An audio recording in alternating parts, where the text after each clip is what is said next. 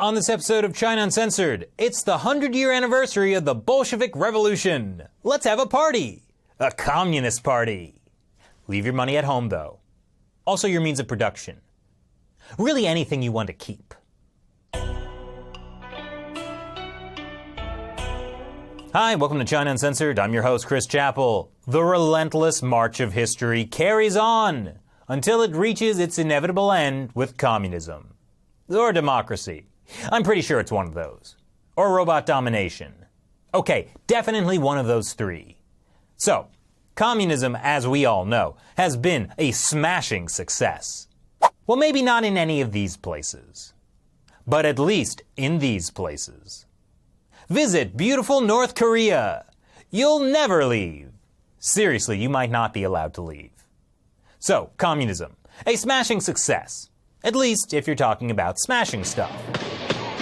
Anyway, 2017 marks the 100-year anniversary of the Bolshevik Revolution, the first communist uprising that didn't immediately fail. In fact, it led to the creation of the Soviet Union, which took a full 70 years to fail. Nonetheless, there are still some who wonder whether communism can rise like a phoenix from the ash heap of history. In looking back at communist history, this opinion article conveniently omits the death and destruction that happened under communism, while wondering whether it can have a rebirth. You know, not like the old gulag kind of communism, but a new, cool communism. I think that article came out the same week the New York Times style section featured the return of the mullet. So in honor of the momentous 100-year anniversary of Russia's Bolshevik Revolution, let's take a look back at some of the things the New York Times opinion section so quickly glossed over, with a brief history of the Communist Party. Marx and the origins of communism. The ideas of communism can be traced back a long time, but communism as we know it today began in 1848 with the Communist Manifesto written by Karl Marx and Friedrich Engels. The original hipsters. Just look at those beards. Karl Marx saw history from the perspective of a 19th century European man. Namely, he didn't like Mexicans, or black people, or Jews. Least woke hipster ever. Anyway, in the Communist Manifesto, Marx and Engels, laid out their ideas for a heaven on earth where communism abolishes eternal truths. It abolishes all religion and all morality. Abolishing morality? Great! Now we can all club baby seals again. I mean, for the first time. No. The Paris Commune. Karl Marx thought it was only a matter of time before the workers of the world would unite, tear down society, and establish communism the world over. And obviously hoist him and his ideas up on a pedestal. An equal pedestal. But nothing happened for 23 years. The first uprising that even remotely resembled what Marx and Engels were talking about was the Paris Commune of 1871. Marxist.org describes it as the first successful workers' revolution. It lasted all of 10 weeks. Even Firefly lasted longer than that. But in those 10 weeks, the communist insurrection was very productive. They killed tons of people, burned down a quarter of Paris, and destroyed countless artistic treasures. Though at least the smoke covered up Paris's urine smell. And like Firefly, this brief season of communism gained a small cult following. The Soviet Union. One of communism's early fanboys was the guy who started communist Russia, Lenin. This Lenin. Although Back in the USSR was a great song. In 1917, the Russian Tsar was overthrown in the February Revolution. Then, 8 months later, that government was overthrown by the Bolshevik Revolution, led by Lenin. This Lenin. Lenin also began the Red Terror, a campaign of mass murder and torture that killed up to 1.5 million people. What's that, Shelley? What do you mean I have to hurry up? Yes, I know this is a brief history. Okay, so Lenin killed a bunch of people and stole their stuff. Then he died. Then Stalin took over. He invented the Gulag system of forced labor camps, killed like 20 million people, and stole way more stuff. Then he died. Then these guys ran the country for a while. Meanwhile, there was an arms race, a space race, and the golden age of James Bond movies. After World War II, the Soviets set up communist governments in satellite states like Poland and East Germany. I see.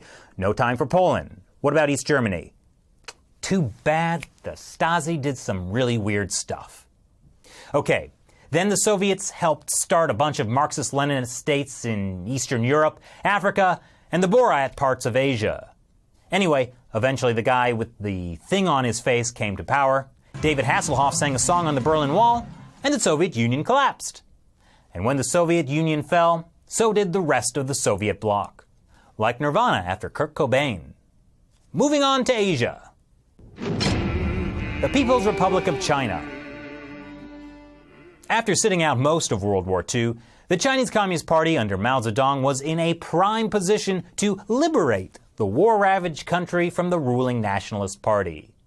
Mao set out to prove how good of a communist he was by killing way more people than anyone ever.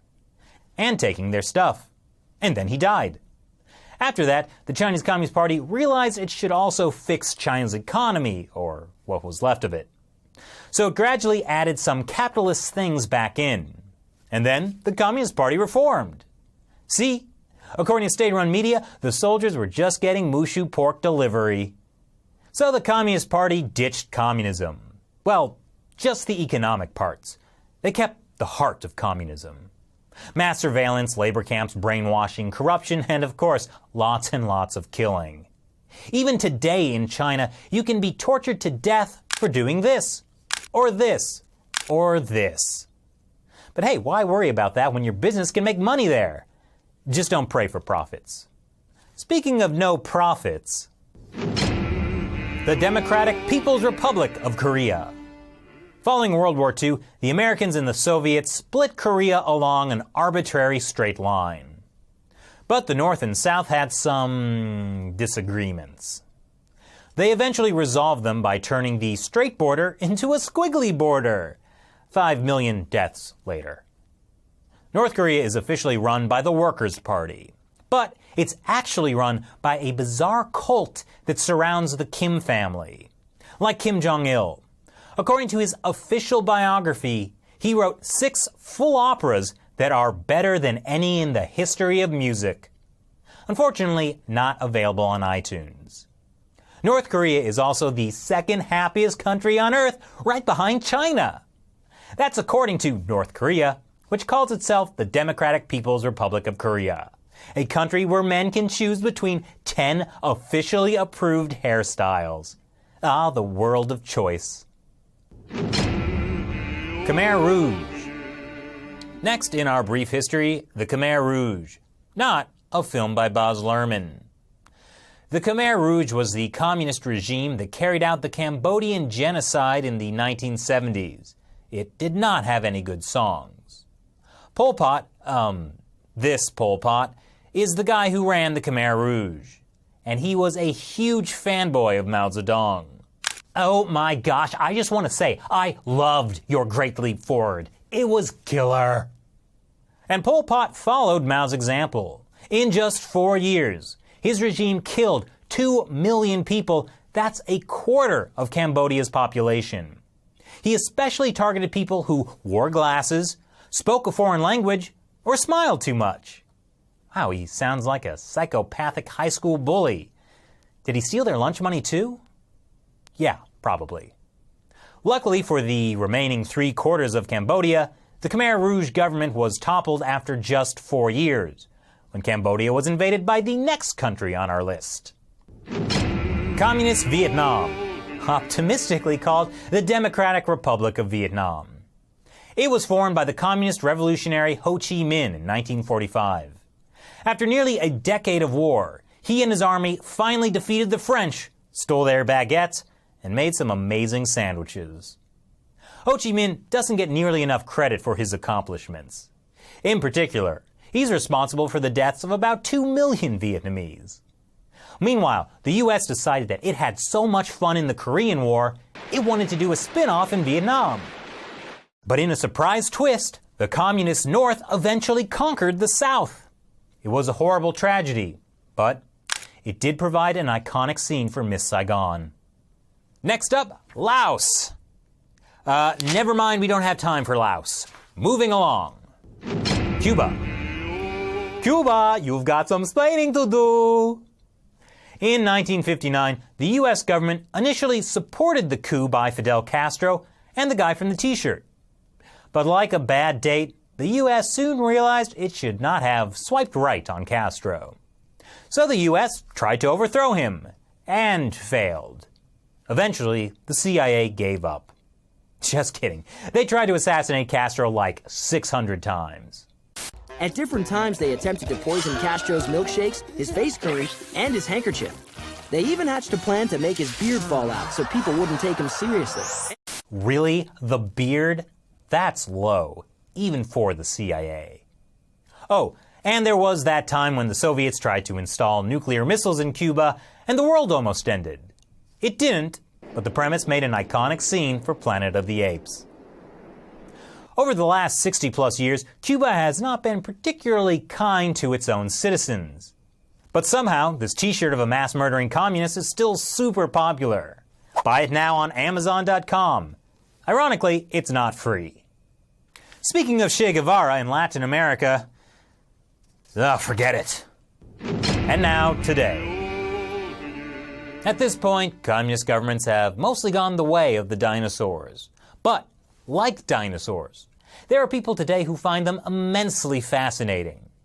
All over the world, there are registered communist parties. You'll meet people who say things like, well, communism is great, man. It's just never been done right before. If we could just do it without killing 100 million people, it'd be totally awesome. Which is why, to celebrate the aforementioned 100th anniversary of the Bolshevik Revolution, China Uncensored will be making a special series of videos taking a look back at all the awesome memories we have of communism. So, will communism rise like a phoenix from the ash heap of history? And if it does, how will the world respond? I have one idea.